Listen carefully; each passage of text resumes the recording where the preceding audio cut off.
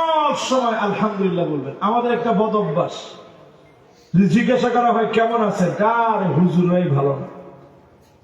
আপনি জিজ্ঞাসা করছেন কেমন আছেন, তো হুজুরা ভালো আছি কোন রকম। কিছু লোককে জিজ্ঞাসা করে কেমন আছেন, মাঝামাঝি। তারপরে বলবেন ভালো আছি। আপনার নিয়ামত দিন দিন যিনি বৃদ্ধি করে দিবেন তিনি কি? এক নাম্বার সবক দিয়ে মাহফিলটা শুরু। জীবনের সব সময় প্রশংসা, দরুদ শরীফ পড়বেন, পুরাপুরি যিনি দোয়া কবুল করে নেবেন তিনি কে?